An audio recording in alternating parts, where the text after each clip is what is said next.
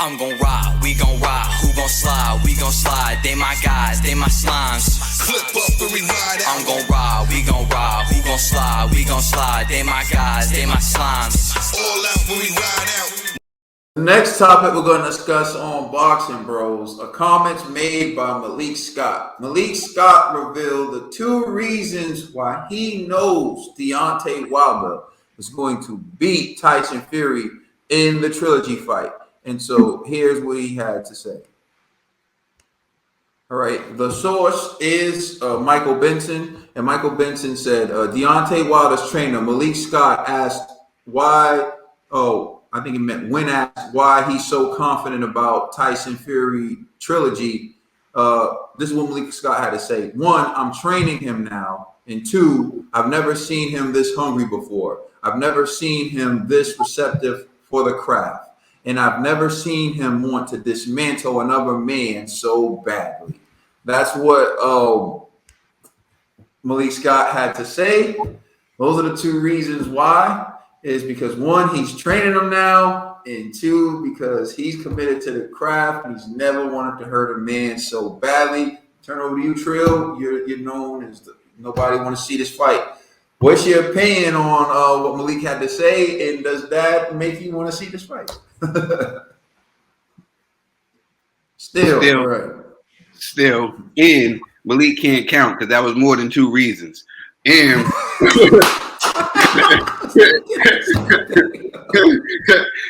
now that gives me one big reason why I think Wilder should be worried. But Malik Scott, man, he gonna say what he needs to say to keep his man hyped up and to promote this fight that I don't want to see. So I don't got nothing to say. I feel you, Dollar Bill. We're going to turn it over to resident Wilder fan. And for all y'all who out there who be like, yo, G, you're no longer a Wilder fan, what's wrong with y'all? Like the stuff that G has to deal with to back Wilder, a lot of you dudes wouldn't stand up to it. So how dare y'all say that about Conspiracy G? I catch bullets both sides. You feel me? G, what you got to say about it? I'll say this, that when he said because he has me in his corner, like, yo, that sounds cute, but nah, bro. But I will say, Wilder being hungry for revenge, I think that is a good reason because Wilder got embarrassed in that second fight. I think his ego can't allow him to get knocked out like that again. You know what I mean? So he's extremely focused now. My man jumping rope. My man's jogging. My man's hitting speed bags, heavy bags. My man's listening to Malik's philosophies. He's doing whatever it takes. He done built a gym in his backyard. They training in the living room. They doing whatever it takes, man. He bench pressed 200 pounds. You know what I mean? He's doing whatever it takes to beat Tyson Fury. But the number one reason why I think Wilder will beat Tyson Fury, and I'm just being honest, is because Tyson Fury is probably distracted when it comes to the health of his daughter. You know, like, again, as a father, my priority is my children. If my child is in the hospital, I'm fighting some guy that I already beat. Go ahead, I see a crooked finger interruption. Go ahead. Now you can finish that point and then I'll come in with it. Go ahead. Yeah, so knowing I already beat a guy, and I'm dealing with a family situation. And let's just be real. Like, Paris, if she's like the average mother, right, she's going to want Tyson Fury by her side during this tough time. So it's going to be a lot hard. Like, Tyson's not going to go back to the States and do a training camp in preparation for Wilder when his wife is going through this. You know, he's going to stay in the UK for right now. Again, that could affect his training camp, a number of things. So I think that would be the number one reason why Wilder will have the edge against Tyson Fury, because Tyson Fury right now is distracted with family issues. All right, so what I was going to say to you is, but couldn't that work in Tyson Fury's favor? You take someone like Caleb Plant, for example, who lost his daughter, and he made her a promise that he was going to become champion. Then he went out and he did it. Some people have the ability to turn tragedy into motivation that makes them reach levels that they probably wouldn't have been motivated to reach absent the tragedy. So I was going to say, you're looking at it from one lens that it could hurt him, but is it possible that his daughter going through what she went through, now that she's okay, is it possible that could also, refuel him and energize him and motivate him, even possibly make him dedicate himself to the craft even more so that he can win this fight and dedicate it to his daughter? Is that just a simple possibility? Yes and no. So like with the Caleb Plant situation, remember Caleb Plant's child passed, right? So he dedicated his victory, so that training camp was in honor of his daughter. It wasn't a training camp. He dedicated his life. He dedicated basically him being successful in the sport to her. Yeah. So which I'm pretty sure that's probably going to be some motivation with Canelo and whatever. But I'm sorry. Go ahead, bro. No, but what I'm saying is with Tyson Fury, and his daughter's doing better, but she's still in intensive care, right?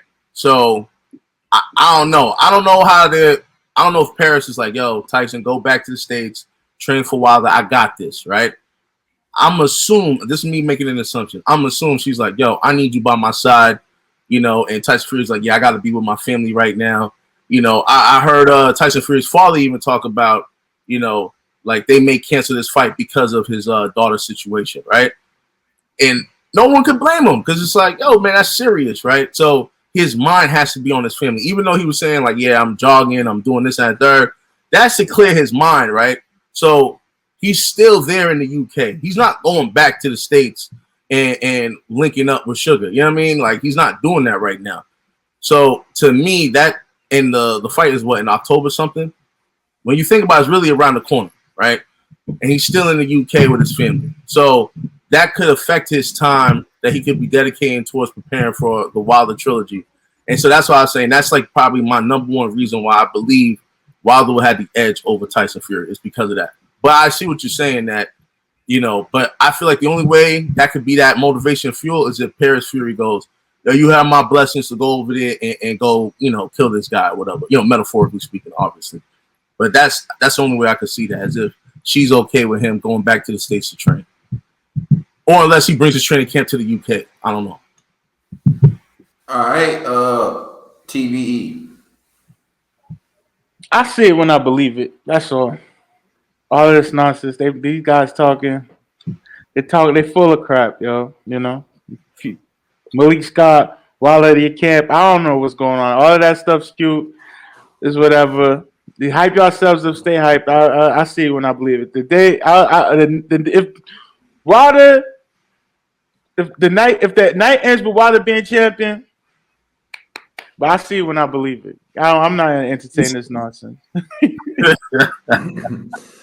So this is the time I'm going to give a shout out and say rest in peace to one of my older heads, Big Rob. Big Rob used to play linebacker for Boston College, and then he just became one of the older heads who we played basketball with on Sunday. And when he was linebacker, he was like 6'3", 240, just yoked up. But of course, over time he got older, not working out as much, whatever. He put on weight, so he was just one of the big dudes at the gym. But he was just like nimble. He was just like quick on his feet, and you could just tell he was an athlete in his day. And everybody respect Big Rob. And I would come in, after working on my jump shot or whatever, and I say to Big Rob, like, because they would be like, leave him open. I'm like, Big Rob, I'm telling you, it's a mistake to leave me open. And I've been working on my jump shot, and I'm telling you, when I get in there, it's going to be a wrap. And Big Rob's response to me was, he would just look at me and say, the mouth will say anything. Anytime I told Big Rob anything, he would just look at me and say, like that, he would just say, the mouth will say anything. So I'd be like, oh, I've been in the gym, and now I'm benching like over a certain amount of weight. And Big Rob just looked at me and said, the mouth will say anything. What he was telling me is, don't tell me, show me. Like, I don't want to hear it. I want to see it. Like, at some point, like, I don't want to hear it. I want to see it. And so Big Rob used to tell me that. And so I just remember, like, one day I went in there and I was just on fire from three. And then he came up to me and he said, that's how you do it. Don't talk about it. Just do it. The more you talk about it, the less I'm afraid. He said, the more you tell me, the more you show. It's like, why are you telling me then? Like, I'm more afraid of a guy who's working silently and then comes and performs. If you keep telling me about it, I don't care. And so I keep looking at Malik and Wilder. I'm getting to a point where it's like the mouth will say anything. The mouth, he can win because I'm training them. Yes, because you're some Hall of Fame trainer, right? I respect what you're doing and you're training, but he'll win because I'm training him. That's the first thing the mouth will say. So, Trill, he's actually right. There are two legitimate reasons that he gave out of like the three. The two legitimate reasons are that Wilder's actually more dedicated to the craft now, and that Wilder has never wanted to get back in the ring and get revenge against somebody more than he wants to. Those are two real reasons. The whole because I'm training them, it was cute. You know what I mean? That's Confessions of a Trainer fiction, I guess. Like because I'm training them, like whatever. But that's he was the original sparring vixen. Somehow it all relates back to right. Yeah, and he's still talking about it too. He did recently on his social media. Malik was answering questions about his sparring session with Tyson Fury. I seen that. Yeah, so you're right. He was the original sparring. Bragging while I got his ears busted. He busted me up real good too. I was in so much pain. I had to leave the camp. They were like, "All right, your blessings," and they sent him his flight. They gave him his money and then they sent him on the train. Yeah. Yo, it's like you said. It's like, yeah, you busting my ears, okay, but you don't hit as hard as Deontay. I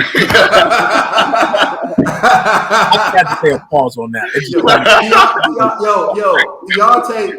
Deontay knocked me out and he didn't even land the punch. That's how hard he hit. But getting back to the point where it's like the mouth will say anything. Truthfully, I'm just sick of hearing it. Like, oh, I'm at big Rob status with this. Like, just show me at this point, because the mouth will say anything. Y'all said enough. You said enough when no one's around, and when everyone's around, you've really said nothing.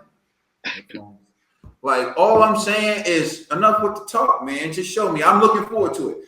As far as I'm concerned, I'm happy with what I see from Deontay Wilder. I respect what Deontay Wilder's doing. People keep pointing out, he's still doing this wrong, he's still doing that wrong. But that's all in part of learning how to do it right. That you're never going to learn how to do it right if you don't try. Practice makes perfect. And so he's working on it. So I give him credit for that. But still, at the end of the day, man, you're going to have to show me in the ring because you don't win the fight in the gym, so you're going to have to show me. And that's it. Yeah. Let us know how you feel in the comment section. Please like and subscribe and check us out on Instagram and Twitter. And also check out our podcast on all major streaming services. We are the Boxing Bros. You're welcome.